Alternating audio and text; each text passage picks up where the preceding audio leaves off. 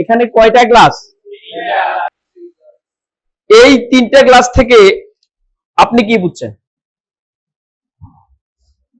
আমি যেটা বুঝলাম একটু নিচে, হ্যাঁ, এখানে খালি যেটা আছে ওটাতে তো খালি, আর যেটা মাঝখানে আছে ওটা হাফ, হ্যাঁ, আর যেটা ডান আছে ওটা হলো ফুল পেজ। এই 3টা গ্লাস মানে আপনার দৃষ্টিতে এখানে কি বুঝাচ্ছে? আমার দৃষ্টিতে বোঝা যাচ্ছে একটা গ্লাসে ফুল ফুল মানে একটা হাফ, আর একটা একবারে খালি। আরেকটা একবারে খালি। গুড। প্রথম গ্লাসে পানি দ্বারা পূর্ণ, মাঝখানে পানি এবং বায়ু দ্বারা পূর্ণ এবং শেষটাতে শুধু বায়ু দ্বারা পূর্ণ। আপনি এই 3টা দ্বারা কি বুঝলেন? ওইটাই যে একটা হচ্ছে পানি দ্বারা পূর্ণ, একটা অর্ধপূর্ণ, আর একটা হচ্ছে সম্পূর্ণ খালি। আপনি কিছু বলবেন? আপনারা ম্যাডাম কিছু বলবেন? আচ্ছা, তাহলে আমরা দেখলাম উনি, এই কি নাম আপনার? ভাই ওনার অ্যান্সারটা মোটামুটি সুন্দর ছিল, যে এখানে 3টা গ্লাস, বসেন আপনি, 3টা গ্লাসের মধ্যে এটা পানি দ্বারা সম্পূর্ণ পূর্ণ, এটা অর্ধপূর্ণ, এটা খালি।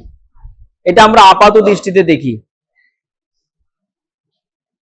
যারা আরো একটু ডিপলি চিন্তা করে তারা দেখবে এটা পুরোটাই পানি দ্বারা পূর্ণ, এটা অর্ধেক পানি আর বাকি অর্ধেক কি বায়ু দ্বারা পূর্ণ। এটাতে কোনো পানি নেই, তার মানে পুরাটার মধ্যে কি আছে? বায়ু আছে, বায়ু দ্বারা পূর্ণ। আমরা যে ক্লাসরুমে বসে আছি বা আমরা এই যেখানে থাকি, ওই পরিবেশটা সবসময় কি দ্বারা পূর্ণ থাকে বলেন তো? বায়ু দ্বারা। এটা একটা মাধ্যম, অর্থাৎ আমরা বায়ুর মধ্যে আছি। এটা আমাদেরকে একটু ডিপলি যদি আমরা চিন্তা করি, এটা বড় একটা আমাদেরকে শিক্ষা দেয়। সেটা হচ্ছে পৃথিবীর কোনো জিনিস কিন্তু খালি থাকে না। যদি সেটা পানি দ্বারা পূর্ণ থাকে তখন সেখানে বায়ু আসবে না, যদি পানি না থাকে তখন সেখানেই কি হবে? কি আসবে? বায়ু আসবে। আমাদের ব্রেনটাও সেম। যদি আপনি এখানে ভালো জিনিস রাখেন, খারাপ জিনিসগুলো কিন্তু এখানে জায়গা পাবে না।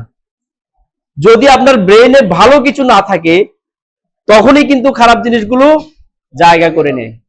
সেজন্য সব সময় আমাদের ব্রেনটাকে ভালো জিনিস দিয়ে কি রাখতে হবে?